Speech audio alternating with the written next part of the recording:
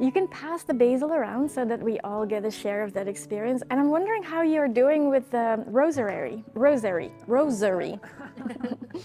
Is it helping you to stay connected? No, actually distracts. It distracts you. Okay, good. This is very important to notice that sensory experience can be very immersive. And if you feel like you have to pay attention to both things at the same time, it might not work for you. It might be enough for us to just sit here and have a conversation. Just through our shared presence, we are already amplifying this moment.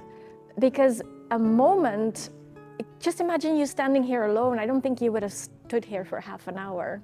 What I do in art-based dialogue is I try to support you through words. Dialogos means through words. And so I repeat what you say mostly, but I also bring in extra terminology so that we can make it more explicit.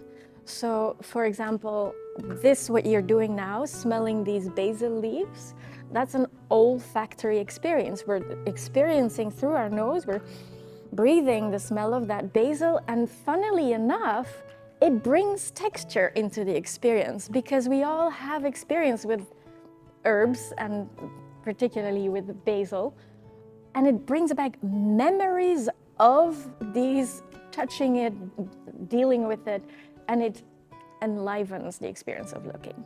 Now I want to come back to our host who guided us here.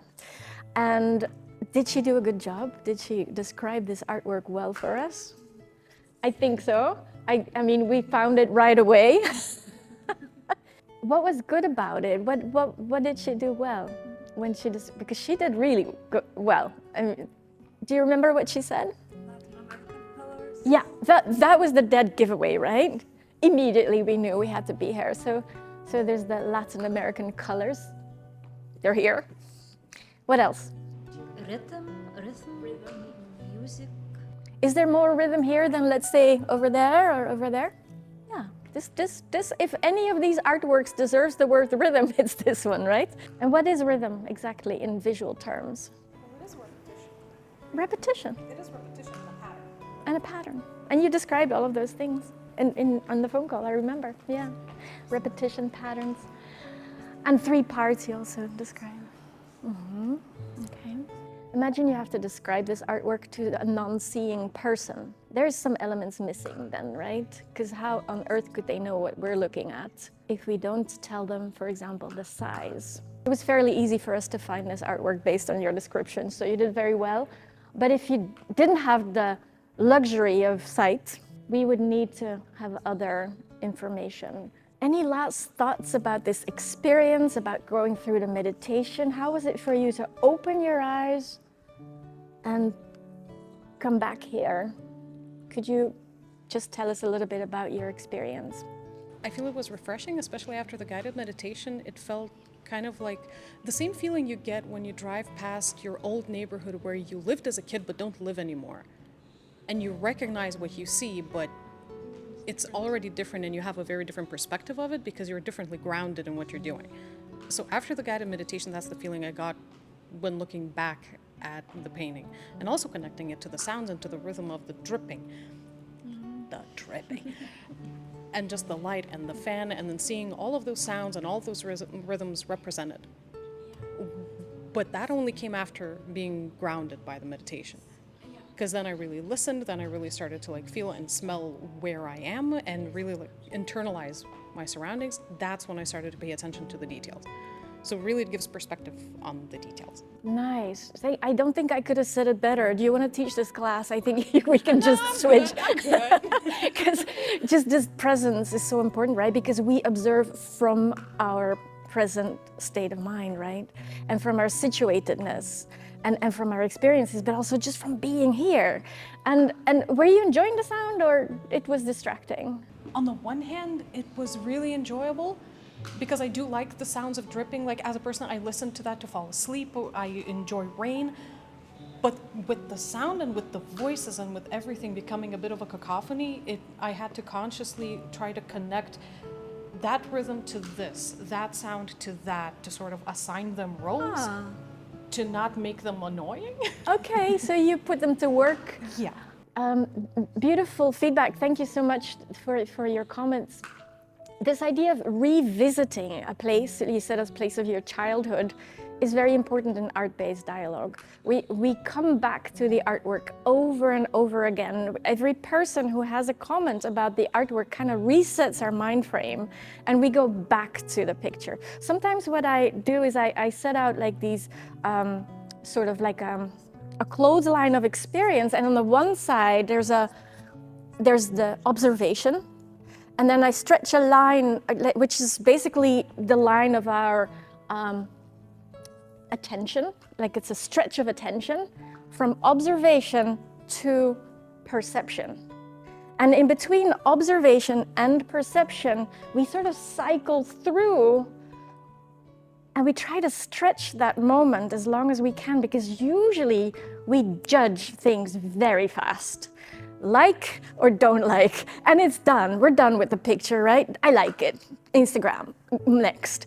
But to spend time and to go back, to revisit every single color, every single shape or line, and to hear it from different people over and over again, we just keep going back and forth between observation and perception, and our attention deepens. This is also part of the process.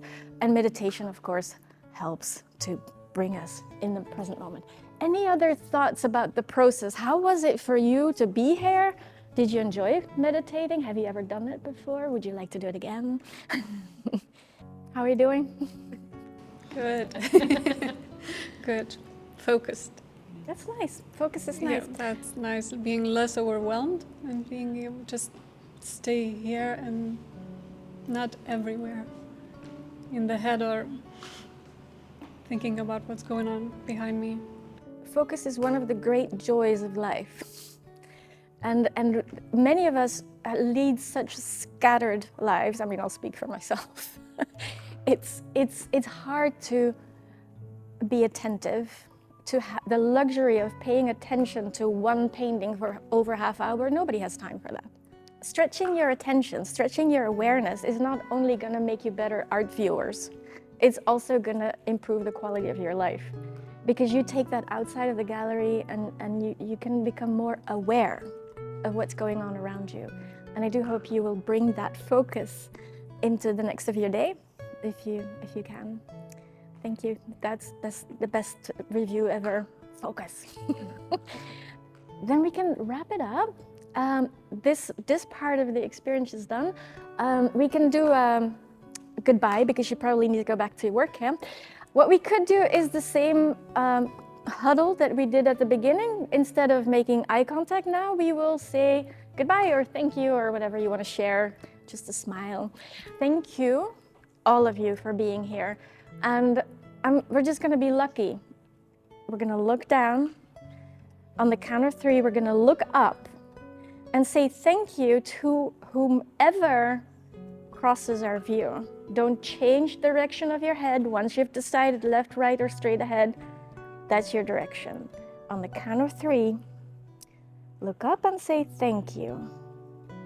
1, 2, 3. Thank you. Those of you who have been thankful enough can leave. Otherwise, you need to make the circle smaller and try again. Do you need to still find someone to say thank you to? We're good? I think we're all good. I think we're all good. Thank you. All right.